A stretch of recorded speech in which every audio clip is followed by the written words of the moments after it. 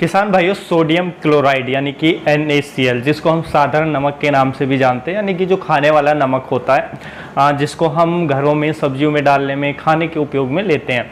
देखिए, इसका उपयोग बहुत किसान भाई खेती के अंदर करते हैं, खेती के अंदर इसको डालते हैं और उनको बहुत ही अच्छे रिजल्ट इसके देखने को भी मिलते हैं। तो देखिए, आज की इस वीडियो में हम सोडियम क्लोराइड के बारे में, यानी कि जो साधारण नमक है जिसको हम खाने के यूज में लेते हैं, उसके उपयोग के बारे में बात करेंगे कि क्या हम इसको खेती के अंदर, फसलों के अंदर उपयोग कर सकते हैं, इसके डालने से क्या बेनिफिट देखने को मिलता है, जो खाने का नमक होता है उसके अंदर क्या क्या होता है जो हमारे पौधे को मिलता है, इसका जो खाने का नमक है इसका भूमि पर क्या प्रभाव पड़ता है, हमारे पौधे पर क्या प्रभाव पड़ सकता है, क्या इसके फायदे हो सकते हैं, क्या इसके नुकसान हो सकते हैं एक लॉन्ग टर्म में, वो डिटेल में इसके बारे में हम समझने वाले हैं। वीडियो काफ़ी इंफॉर्मेटिव होगा हर फार्मर के लिए, तो वीडियो को एक तो लाइक कर दें और हमेशा की तरह इसे ज़्यादा से ज़्यादा शेयर भी कर दें। तो चलिए जानते हैं।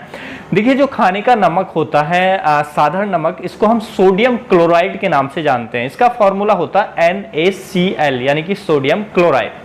देखिए, सोडियम क्लोराइड जैसे कि आप इसके नाम से समझ सकते हैं, इसके अंदर एक तो सोडियम होता है, एक क्लोराइड होता है यानी कि क्लोरीन। तो क्लोरीन जो होता है क्लोराइड फॉर्म में होता है, तो इसके अंदर सोडियम मिलता है और क्लोरीन मिलता है। दो ये चीजें इसके अंदर मिलते हैं, दो तत्व हमें ये देखने को मिलते हैं। अब देखिए, बहुत किसान भाई इसका उपयोग करते हैं, क्या काम करते हैं, वो 1 किलो नमक लिया, एक थैली 2 किलो एक एकड़ खेत में वो डाल देते हैं और किसी भी फर्टिलाइजर के साथ मिक्स करके वो डाल देते हैं, जैसे कि धान की फसल में, गन्ने की फसल में और भी बहुत सारी फसलों में किसान यूज करते हैं।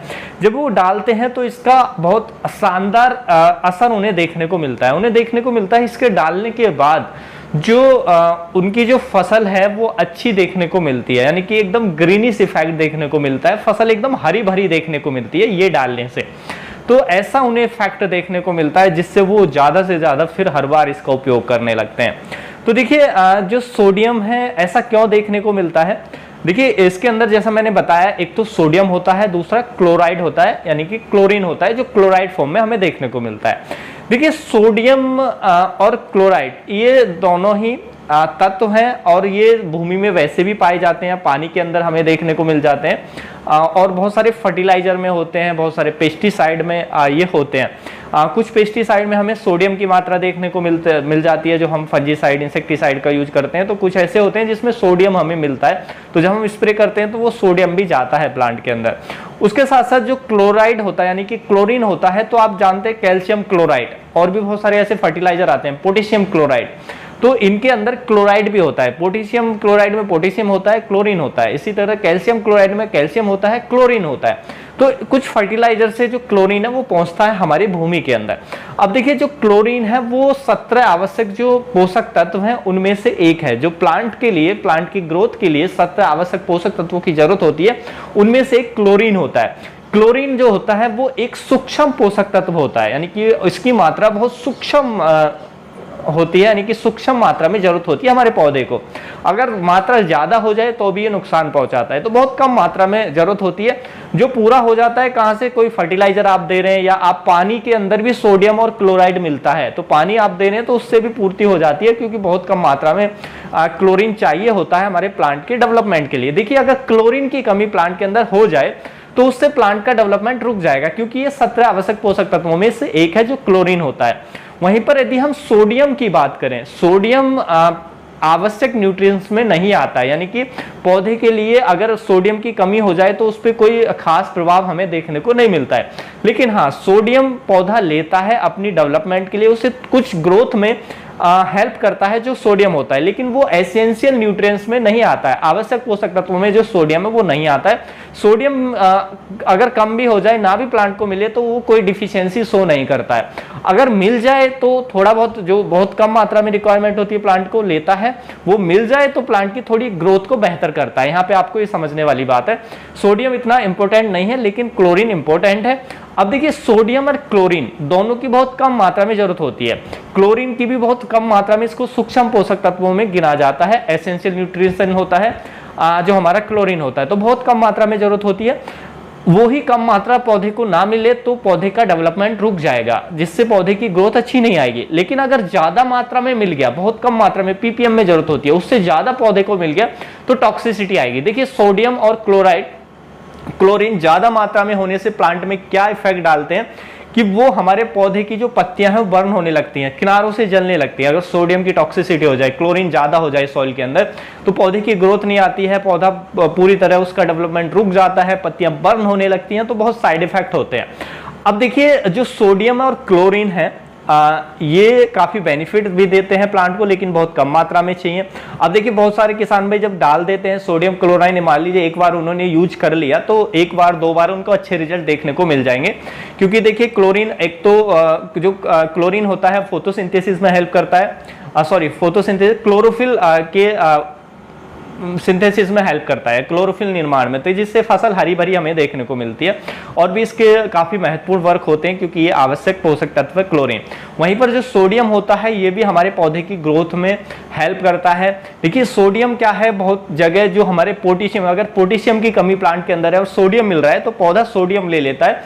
कुछ जो वर्क है पोटेशियम के उनको रिप्लेस कर देता है कौन, सोडियम, पोटेशियम के कामों को सोडियम करने लगता है। तो ये जो हमारे स्टोमेटा होते हैं जो ओपनिंग और क्लोजिंग में हेल्प करता है, हमारा जो पोटेशियम होता है, अगर पोटेशियम नहीं है अब तो पौधा सोडियम ले लेगा तो वही काम वो करेगा, स्टोमेटा के बंद और खुलने में हेल्प करेगा, जिससे पानी का जो बैलेंस है प्लांट के अंदर वो मेंटेन रखने में हेल्प करता है। तो काफी हद तक ग्रोथ में हेल्प करता है, लेकिन बहुत कम रिक्वायरमेंट होती है। ज्यादा हो जाए तो टॉक्सिसिटी हो जाती है, ये आपको ध्यान रखना है। तो जब हम उपयोग करते हैं एक दो बार तो उससे हाँ बेनिफिट हमें हो जाता है कि फसल अच्छी देखने को मिलती है, शॉर्ट टर्म हमें बेनिफिट देखने को मिलता है। लेकिन यहाँ पे आपको ध्यान देने वाली बात है कि आप लगातार उपयोग कर रहे हैं, मान लीजिए आपको एक बार बेनिफिट मिल गया, आपको वैसे उपयोग ही नहीं करना चाहिए, क्योंकि सोडियम और क्लोरीन बहुत कम मात्रा में जरूरत होती है, जो पानी से पूर्ति हो जाती है। पानी नहीं तो आप पेस्टिसाइड डालते हैं, उनमें भी सोडियम कहीं से आ जाता है। भूमि के अंदर सोडियम भी पाया जाता है और क्लोरीन भी पाया जाता है। और आप क्लोराइड, जैसे कुछ क्लोराइड फॉर्म के जो फर्टिलाइजर है वो डाल रहे हैं तो उसमें क्लोरीन मिल जाता है, बहुत कम मात्रा में होता है, जिससे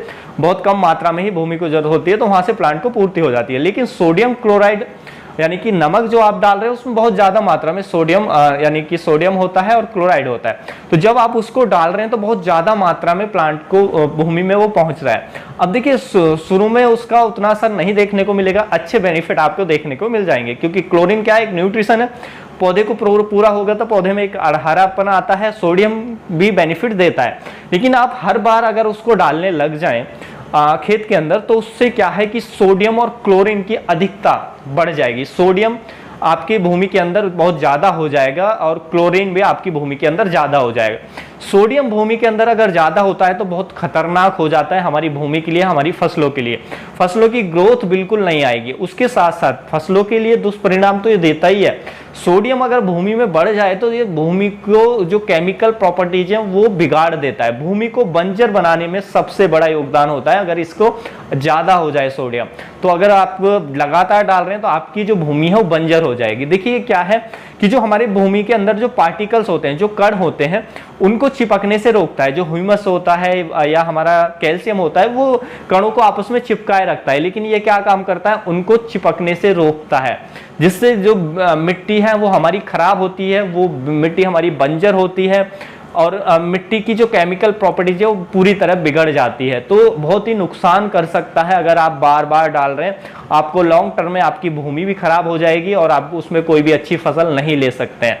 अब देखिए मान लीजिए आपने ज्यादा डाल चुके हैं, नुकसान आपको देखने को मिल रहे हैं, सोडियम आपके खेत में या ज्यादा है, तो अब आप क्या कर सकते हैं, तो फिर उसके लिए एक ही समाधान है कि आपको जिप्सम डालना पड़ेगा। खेतों के अंदर जिप्सम डालें बारिश से पहले, या डाल करके और चारों खेत के चारों तरफ ऊंची ऊंची मैंट बना करके उसमें पानी भर दें, जिससे जो वो कैल्शियम है वो रिप्लेस कर देता है सोडियम आयन को, वो नीचे चले जाते हैं, लीच कराने पड़ते हैं हमें, तब हमारी भूमि ठीक होती है।